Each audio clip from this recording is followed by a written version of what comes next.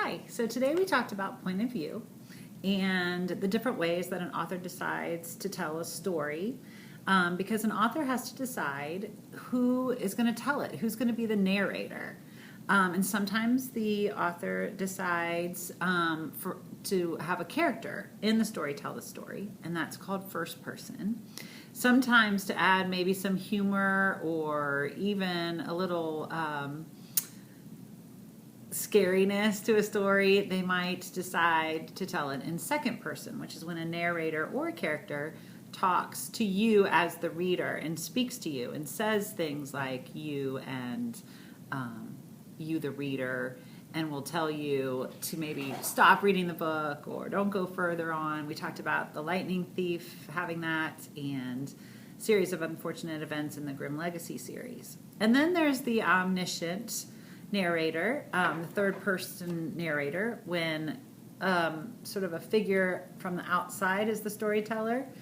And there are two types. One is limited omniscient, which means the narrator just concentrates on telling you about the main character and his or her thoughts and feelings.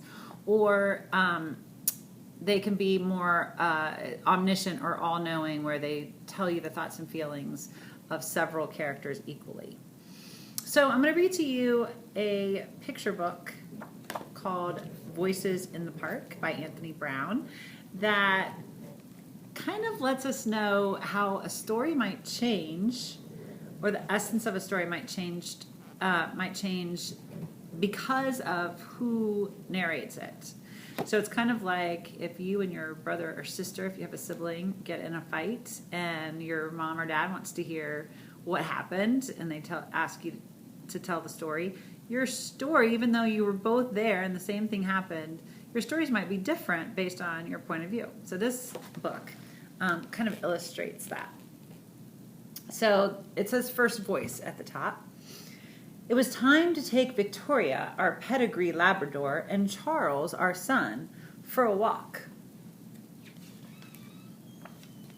When we arrived at the park, I let Victoria off her leash. Immediately, some scruffy mongrel appeared and started bothering her. I shooed it off, but the horrible thing chased her all over the park. I ordered it to go away, but it took no notice of me whatsoever. Sit, I said to Charles. Here. I was just planning what we should have to eat that evening when I saw Charles had disappeared. Oh dear, where had he gone? You get some frightful types in the park these days. I called his name for what seemed like ages. Then I saw him talking to a very rough-looking child. Charles, come here at once, I said. And come here, please, Victoria. We walked home in silence. Second voice. So now we're changing narrators and point of view. I needed to get out of the house, so me and Smudge took the dog to the park. He loves it there. I wish I had half the energy he's got. I settled on a bench and looked through the paper for a job. I know it's a waste of time, but you've got to have some hope, haven't you? Then it was time to go. Smudge cheered me up. She chattered happily to me all the way home.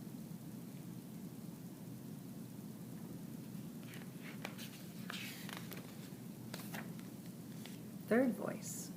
Now notice every time it changes voice or narrator, the font changes and we're focusing on a different character. I was at home on my own again. It's so boring. Then my mother said it was time for our walk. There was a very friendly dog in the park, and Victoria was having a great time. I wished I was. Do you want to come on the slide? A voice asked. It was a girl. It was a girl, unfortunately, but I went anyway. She was great on the slide. She went really fast. I was amazed. Look at the pictures carefully, too, because they reveal some things that is going on in the story. And showing some things about point of view.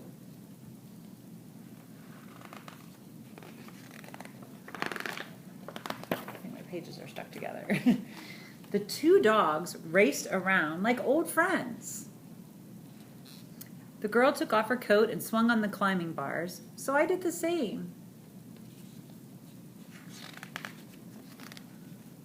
I'm good at climbing trees, so I showed her how to do it. She told me her name was Smudge.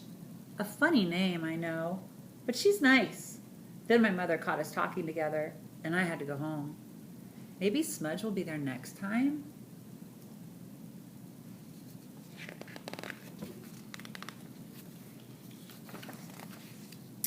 Fourth voice. Dad had been really fed up, so I was happy when he said we could take Albert to the park. Albert's always in such a hurry to be let off his leash. He went straight up to this nice dog and sniffed its backside. He always does that. Of course, the other dog didn't mind, but its owner was really angry, the silly twit.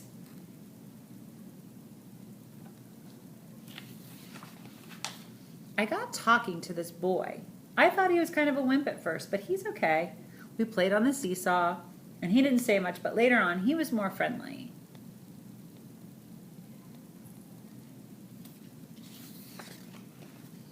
We both burst out laughing when we saw Albert taking a swim. Then we all played on the bandstand, and I felt really, really happy.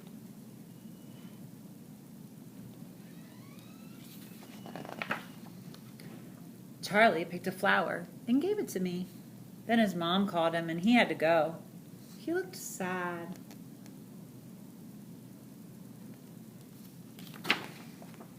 When I got home, I put the flower in some water and made Dad a nice cup of cocoa.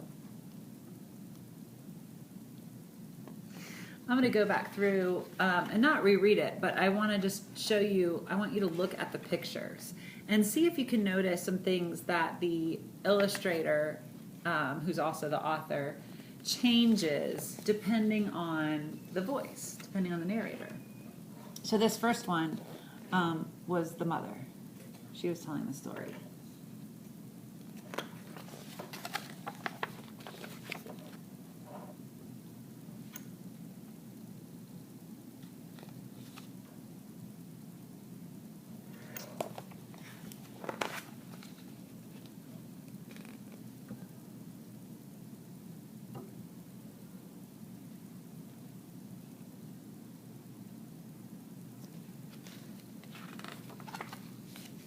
And then, different narrator. And let's see if the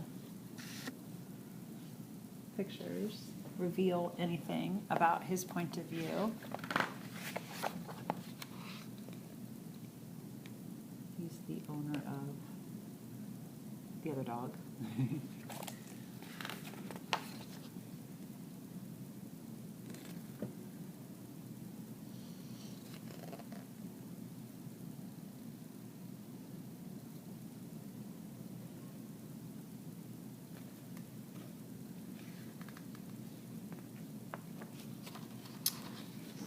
Third voice. Who's the boy?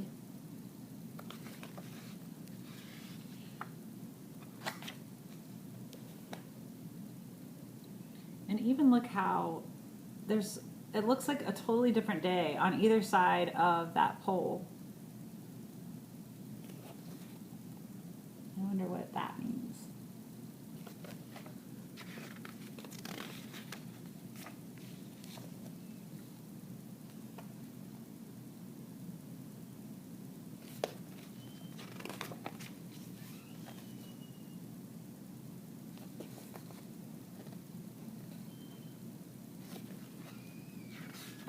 There's a lot to notice.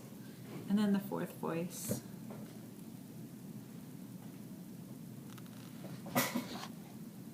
The girl. And look how even the picture of the boy's mother looks.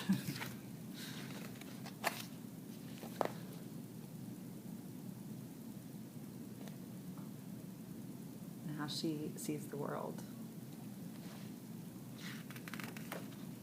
Look at even the trees.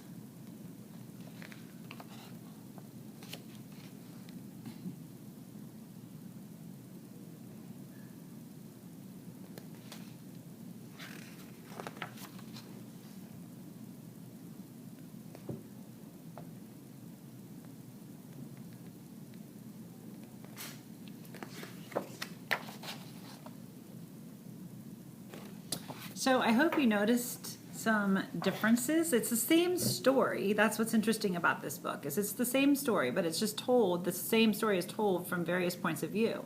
So I wonder what you noticed about the personality of each narrator. It's all, each one of those, well, I'm going to ask you this on your entry ticket. So tell me what point of view each of them was told in. It's the same point of view, only different characters. So tell me what that's called.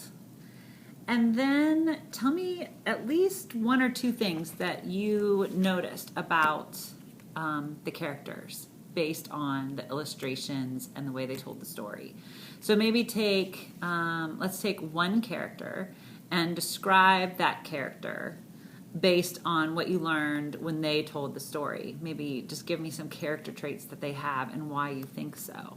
If you need to go back, just rewind the video to look at it again, because there's 4 different characters.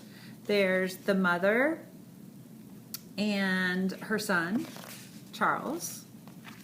Then there is the father, who's the father of the girl and owns Smudge, the black and white dog. And then there's the boy, Charles, who belongs to the mother. And their dog is Victoria. And then the last one is the girl, who belongs to the dad and the black and white dog. And she finishes up the story. So 2 things on your entrance ticket. What is the point of view of this story, even though it's told in multiple voices? What is that called? What is the point of view? And then choose one character and describe that character to me in 3 or 4 sentences. Tell me some character traits that character has, and tell me how you know that, either based on illustrations or what they say or how they look at the world. Okay, so I will see you tomorrow, and we'll talk more about how point of view influences a story and how point of view is developed by the author. Okay, have a good night.